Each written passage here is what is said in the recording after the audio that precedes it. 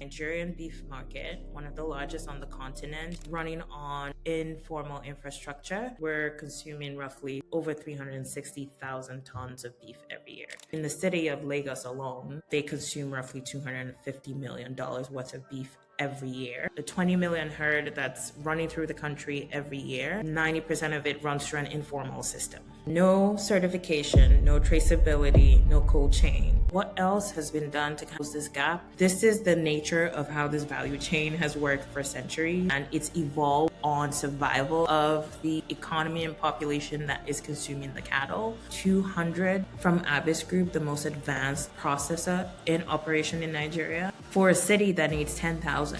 This is the gap that needs to be closed. Welcome to another episode of Coming to Africa. You'll notice I'm in a different place right now. I probably will move around a little bit, and this is just a function of the way my life is set up right now. I'm mostly going to be focused on talking about value chains related to food systems in Nigeria. That's primarily because I'm opening a premium fast casual restaurant here in Abuja. And most of what I am discovering and the value chain that I am structuring is what I'm going to focus on the next couple of months before we move on to, the wider West Africa and other parts of Africa. I would love to set the stage on what this episode is going to be about. We're going to be talking about a subject that could be touchy in certain respects, primarily because this is Nigerian cattle. And when you think about Nigerian cattle, most of what you hear and you see online is farmer herder crisis. There's a lot of news, especially in the last 6-7 months, coming primarily from America and a lot of other places around the world about Christian persecution in Nigeria. I will refer you to all of that online so that you can actually get better sense of what it is. Essentially, there's been a farmer herder crisis. Some people will call it farmers or herders from specific parts of West Africa.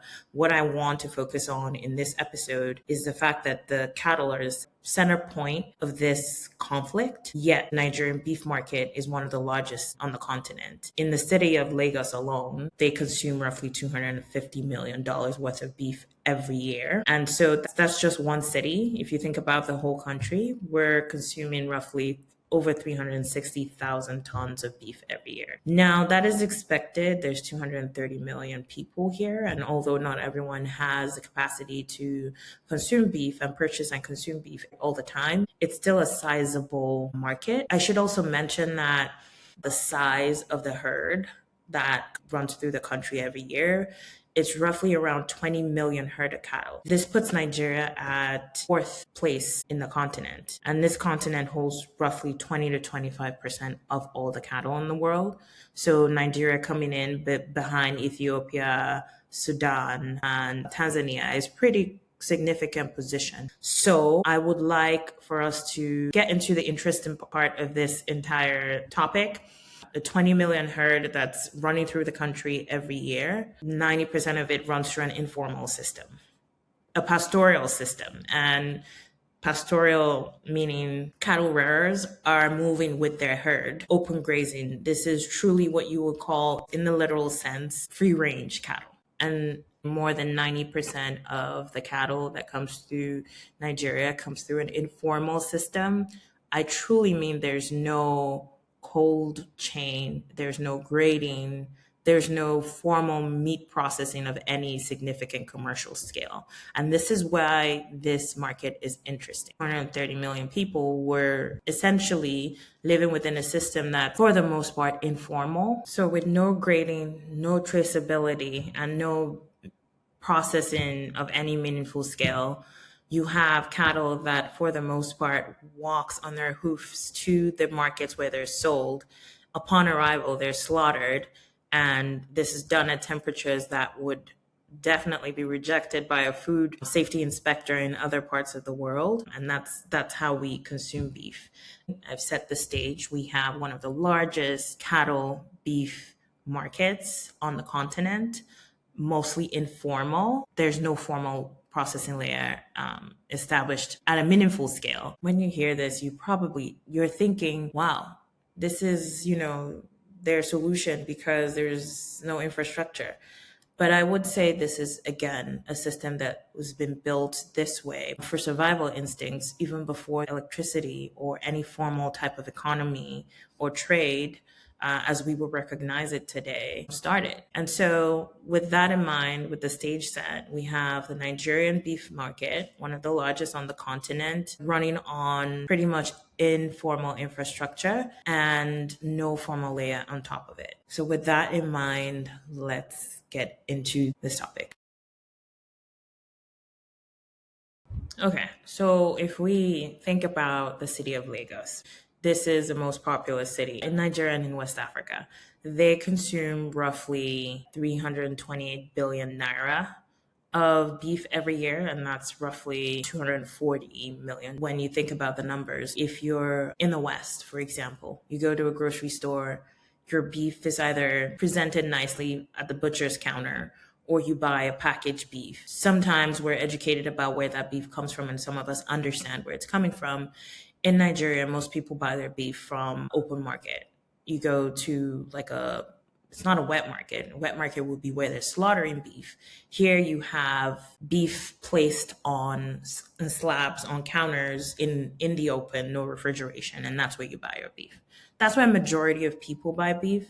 Now, if you think about the people who have started to process beef in Nigeria, the most advanced operator right now is ABIS Group. So ABIS Group, ABIS Group, they operate in Lagos and they have a line that runs on average 200 cattle a day. They do way more when it comes to poultry and other livestock, but beef, they're roughly around 200 a day. The whole of Lagos needs, or, historically, they slaughter roughly 10,000 cattle almost every day. So when you think about the most advanced operator slaughtering or, processing roughly, 200 versus the need, which is 10,000 daily, you can imagine how large of a gap that is, right?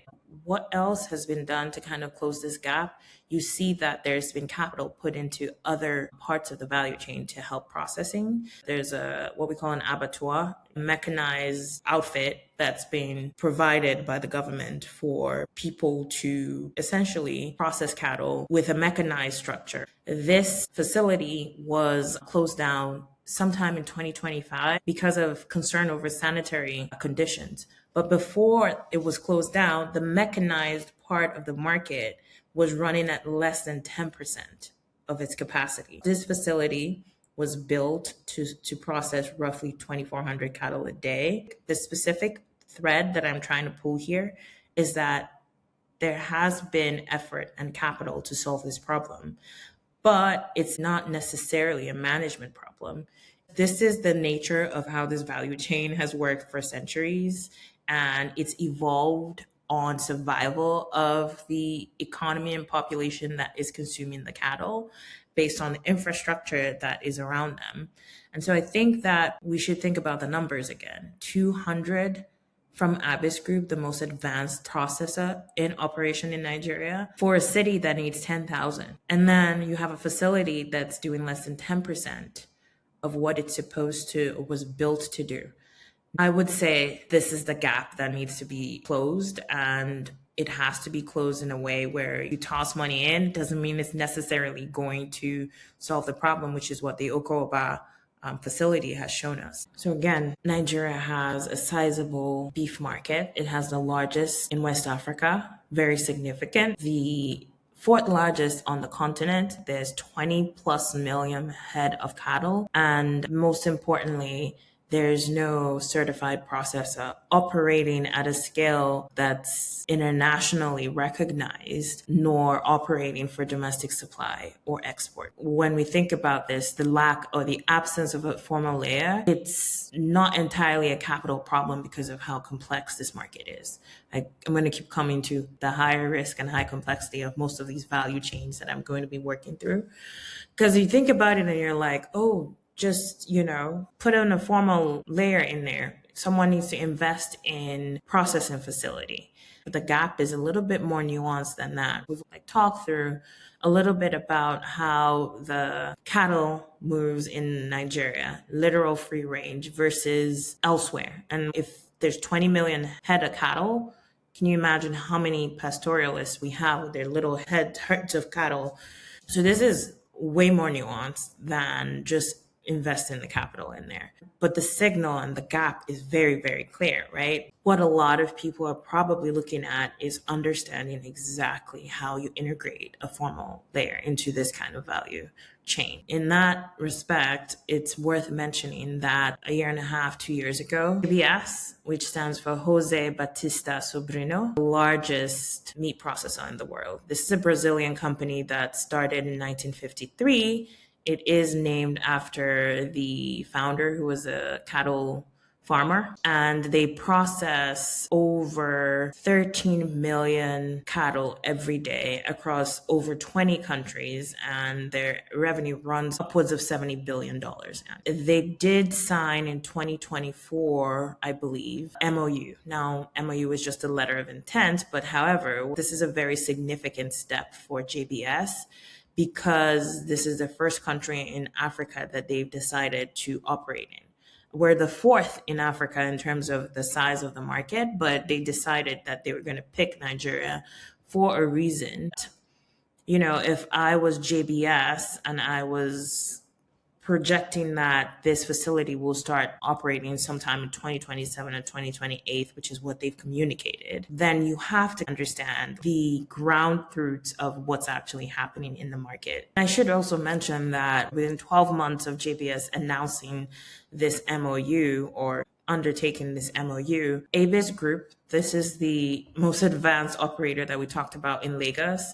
They also announced that they're building a facility that's going to open in Abuja that could process upwards of 1,000 cattle a day. Now, these are two large players who've acknowledged the gap and the processing layer is worth something, and they're going to invest in it.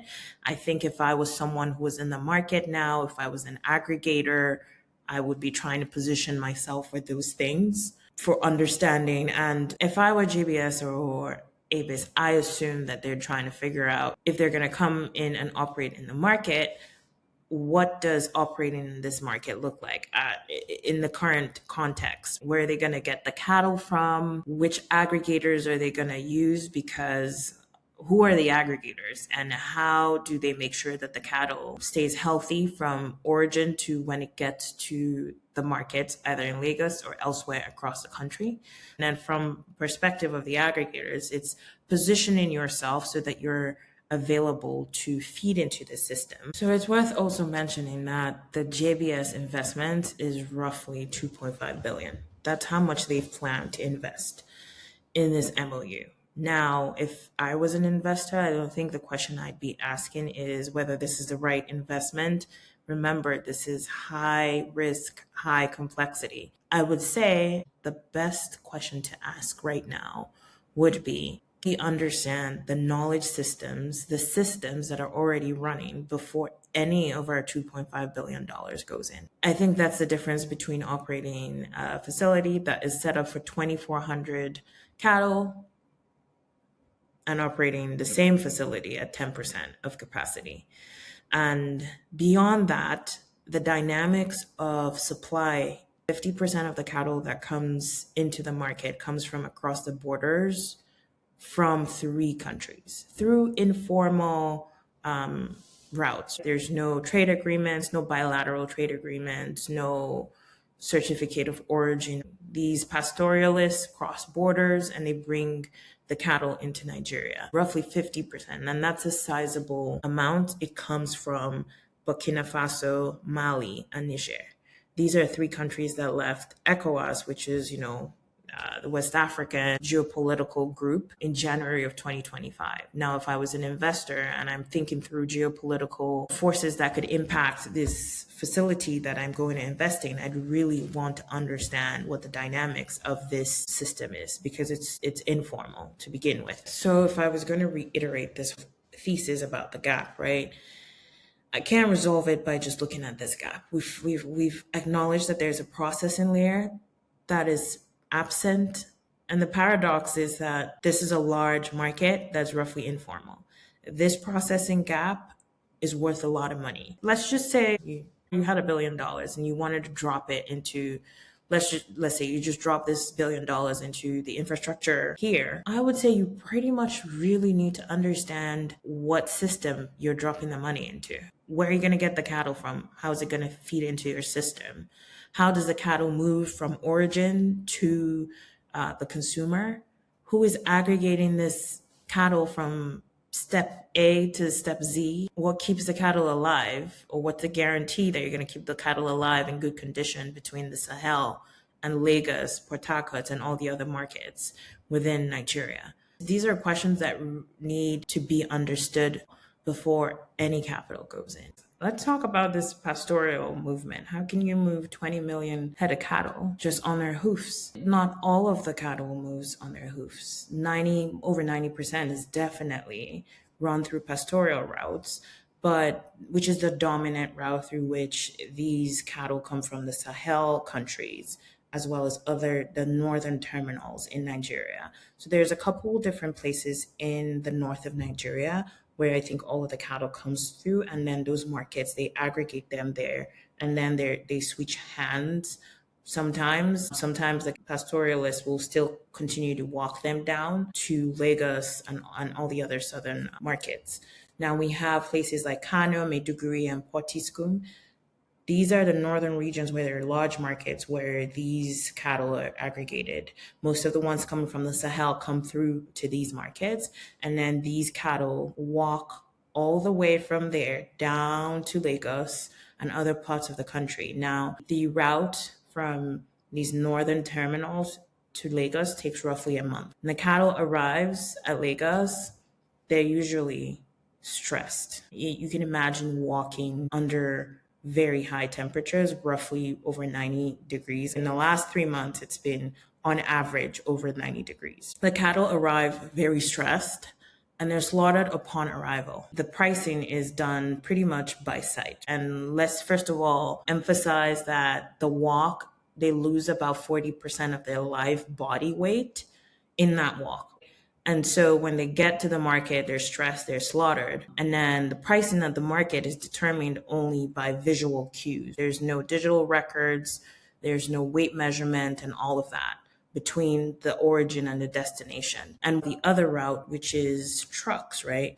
We have trucks that ferry, about almost 2,000 runs or loads of cattle from the north on a monthly basis over the course of a month. And it takes them roughly 2 days to get between these northern terminals that we talked about to Lagos.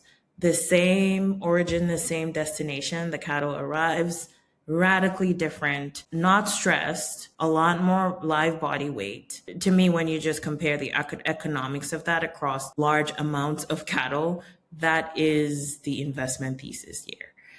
Solving for a cold chain or some sort of transportation system around that to compensate or offset the loss in live body weight. To me, that comparison is something I can't unsee.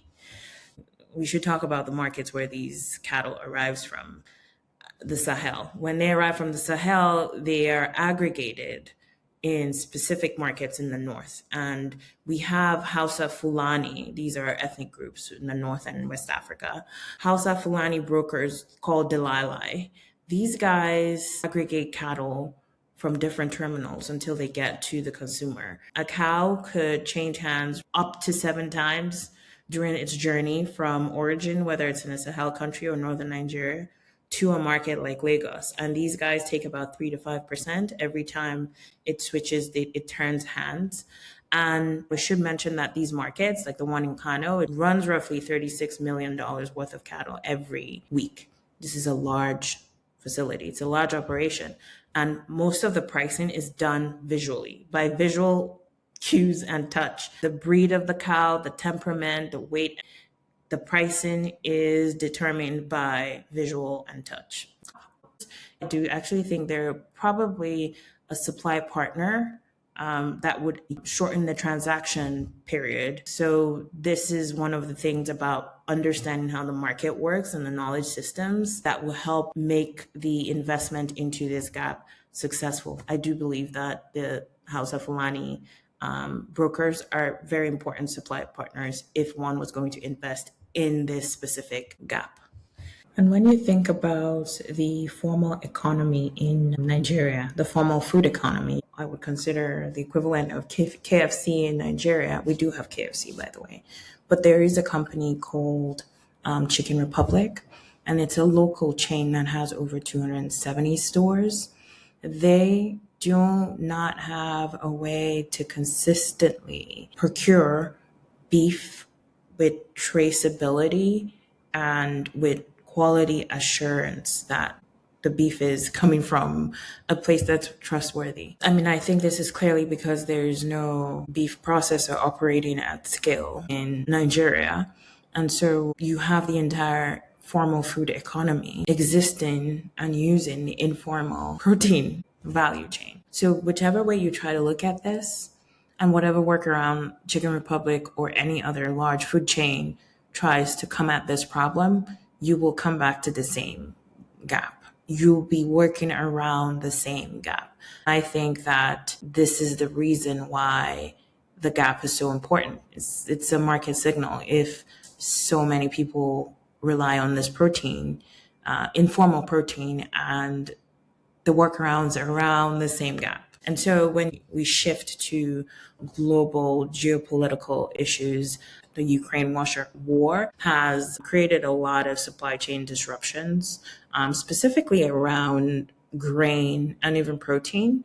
And for countries like the Gulf countries, which I think in episode 1 I might have referenced their investment in African land and agricultural investment, which was for any peacetime economy, has no precedent. They invested over $112 billion within 2 years, between 2022 and 2023. Again, we're seeing that Saudi Arabia and, the UAE and countries in the Gulf have a problem because specifically a country like a UAE imports over 80% of their food. And so they need food. Africa has land. It's a structural match. But given the Iran, US, Israel conflict happening right now, we see Brent crude prices also impacting shipping throughout that region. For example, in 2024, Saudi Arabia signed a deal with Nigeria to buy over 200,000 tons of beef from Nigeria.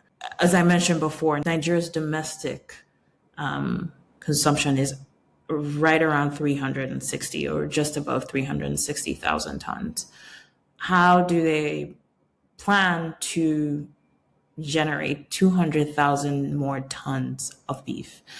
This is where solutions like a beef processor, trying to maintain the live body weight of cattle, the 40% live body weight that gets lost if you do the calculation across all of that cattle, that is where you would definitely try to recoup a lot of the weight and the beef that is being promised in this agreement. But as I said, when you have something like the Strait of Hormuz closing and the Iran Israel-US conflict, you have Brent crude also dipping or going up. That impacts the government's capability or government's ability to invest in infrastructure that will help meet the goals of these trade agreement.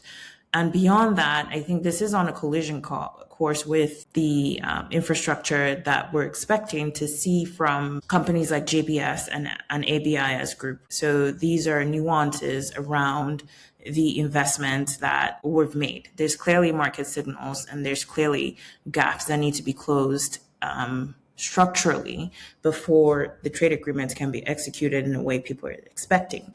Now, given these gaps, I would imagine that someone in the Nigerian government or in the market should be positioning themselves to feed into these systems that are coming through, whether it's to meet the demand from Saudi Arabia through the Nigerian bilateral trade deal or the demand at JBS or ABIS Group. I believe everyone who might be analyzing this from the outside or looking at the situation of the market from the outside would come to the conclusion that the informal market is the problem. And in this situation, I choose to disagree because I don't believe that the informal market is the problem. I don't believe it should be built over, replaced, or The solution is just to formalize the system. The knowledge that drives and runs the system is very important. I think that anyone who comes to the conclusion that the informal system is the problem is not looking at the evidence in a comprehensive way. Let's take a look at some of the things that make the informal market run and some of the ways the informal market has run successfully for centuries. So there's value added products even within this informal market, right? There's people keeping 20 million head of cattle alive on an annual basis. So that can't run out of accident on any sort of primitive knowledge. And so I want to walk through a couple of things that highlights the value of the knowledge that is driving this informal system. And I think some things worth mentioning just to highlight the opportunity that might be in plain sight could be talking about something like, let's start with something like kilishi. So kilishi is dried meat. It's usually meat that's dried in the sun. It's sliced really thinly and then dried in the sun.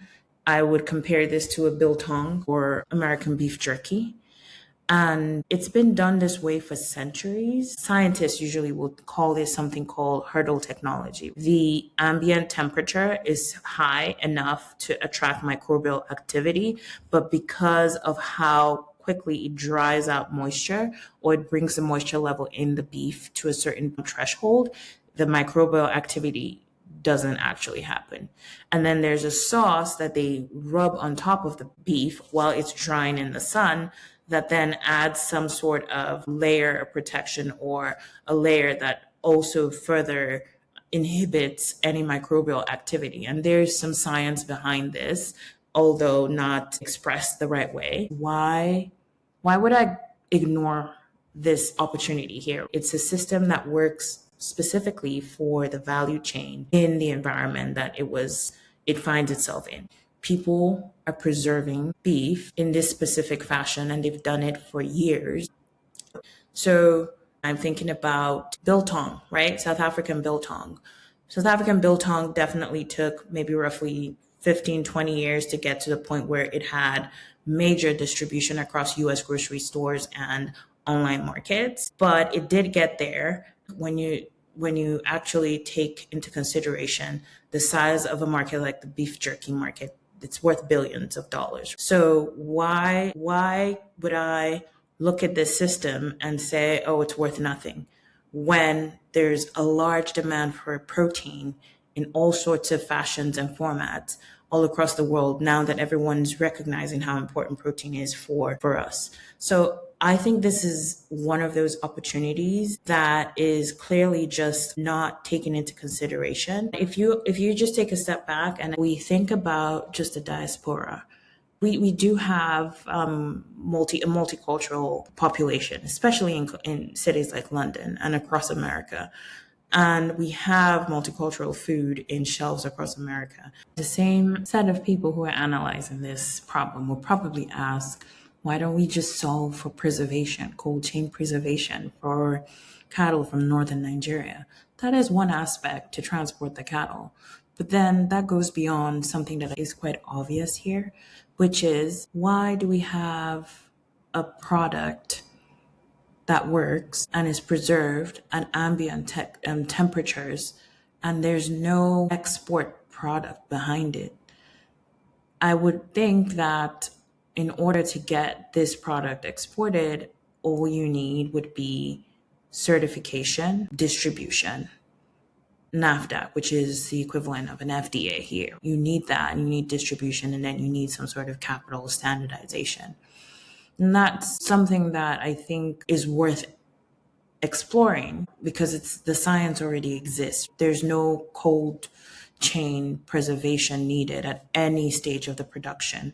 So this is a standardization, distribution, and certification problem that could already play in a market where we've seen comparable products capture billions of dollars.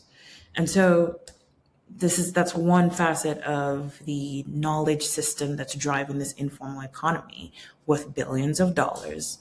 Over 80% of the cattle in Nigeria is informal and managed by Fulani pastoralists, right? So if we're talking 20 million head of cattle, we're talking millions of migratory families, Fulani families, who are shepherding the cattle. And they've been doing this for generations. None of the systems they use or the knowledge they use to make sure they're going down the path where they avoid some diseased ridden, or what we call, there's sessiflies disease for the specific species of cattle in this area. So they know the routes to take. Sometimes they do pre-reconnaissance trips to make sure there's water and grass where they're going. They have, plant-based treatment for the cattle, over 50 that have been documented. And when you look at the academic literature on these plant-based treatments, they're comparable in terms of the accuracy of diagnosis to a veterinary system.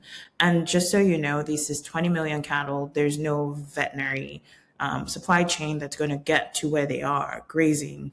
It's worth respecting the infrastructure, however informal, that's already here, right? And so if I was building or thinking about the African or Nigerian specifically beef market here, and the pastoralists who have shepherded this, regardless of the conflict surrounding it right now, I would say that this infrastructure is not a cultural asset. It's not a cultural asset at all. I think it's a pricing problem. If you look at it, it requires investors, not aid programs.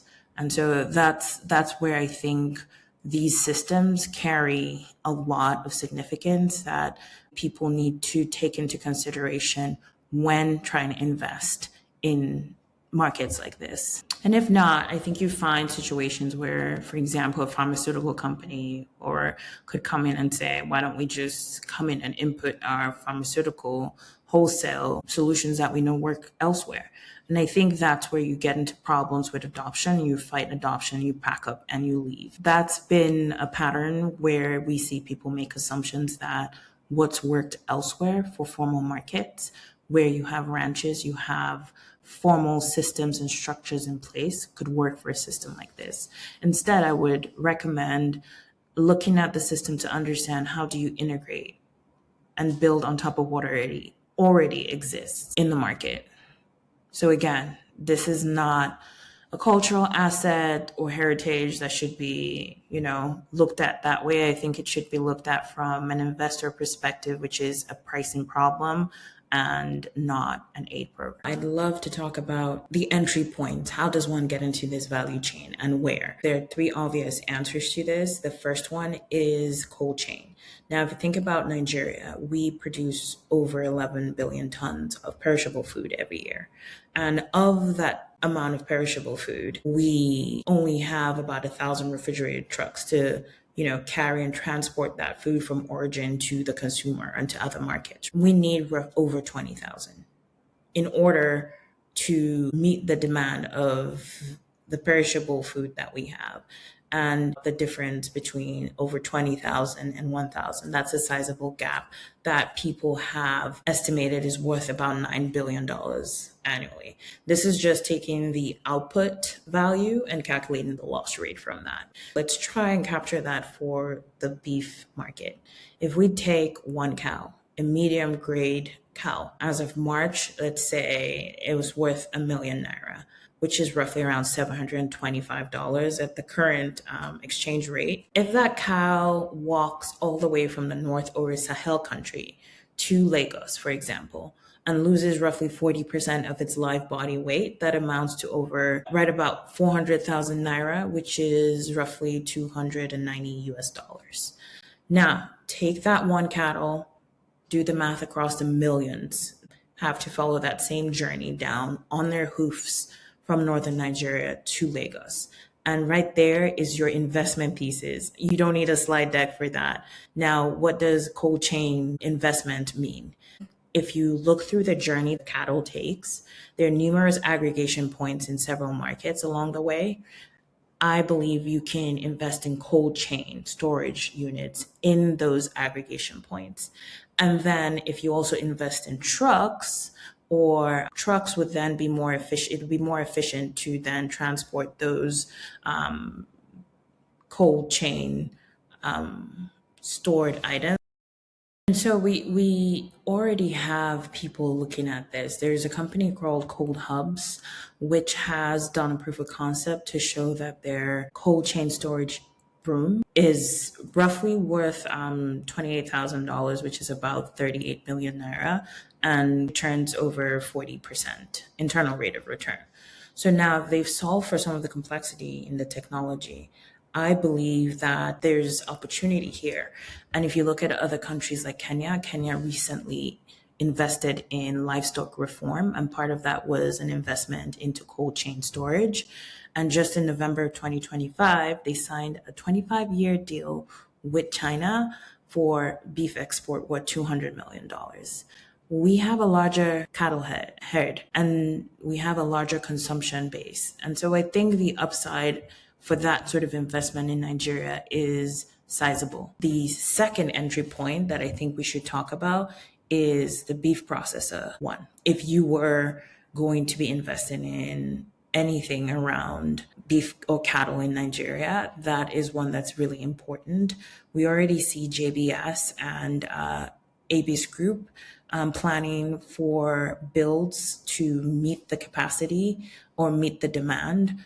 We spoke about ABIS Group in the beginning of this show, and we spoke about how they have a cap of about 200 cattle a day in their Lagos facility, but they're planning another facility in Idu, which is around Abuja, for roughly upwards of 1,000. And so if these two projects proceed as planned, with JBS, I think mentioning that they're projecting 2027, 2028, I believe that if you were in the market, if you're thinking about entering the market as someone who is going to ensure quality assurance, as an aggregator, this is the opportunity there for people who are looking at the market this way. I'm interested in this specifically because I am building a premium fast casual restaurant here in Abuja. And every week I ask myself this same question: where can I get beef that is traceable, where I can get consistent assurance of the quality?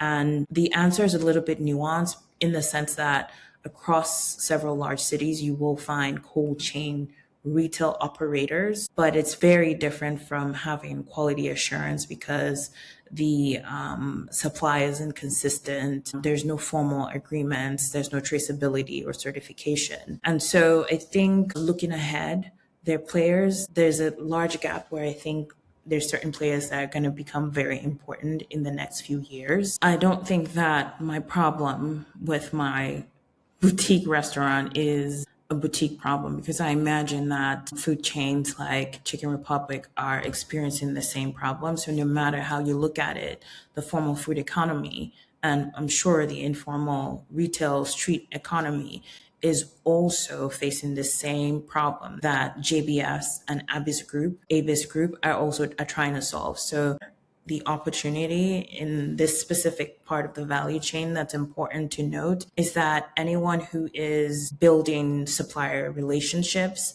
if you're building a company that's building quality assurance protocols or aggregation network understanding, like, you are positioning yourself to be in a market where there's no domestic competitor that you have to evaluate. So this is a first mover advantage situation. The third entry point is kilishi, which I spoke about earlier, which is a spiced dried meat similar to beef jerky and South African biltong.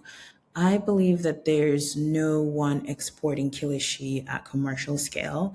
And we know there's a sizable amount of people in the diaspora in the West, and ethnic food across US and UK and just European and Western and even Eastern grocery stores is projected to reach almost, in the UK specifically, almost $6 billion by 2030.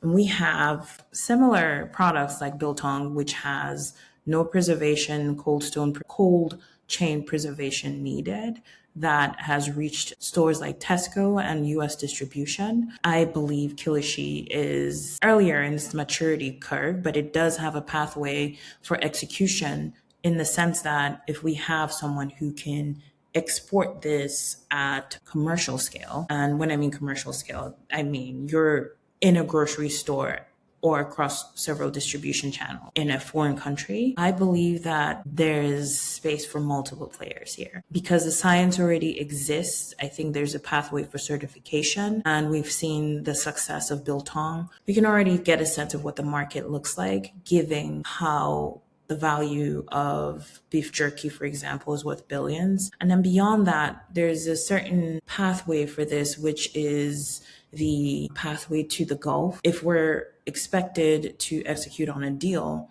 to provide beef to the Gulf, perhaps kilishi could be one of the methods through which this is served. And also beyond that, we should think about the increase in demand of protein across the world, specifically for quality protein. This is grass-fed protein, free-range grass-fed protein. A thing that you should know about Nigerian beef is how lean it is, because they walk so much. They're super lean. And I think that this is where you leverage what's already here to meet demand in a market that already exists. So when we started this conversation, we talked about the situation in Lagos, where we have a government facility operating at less than 10% of its projected capacity.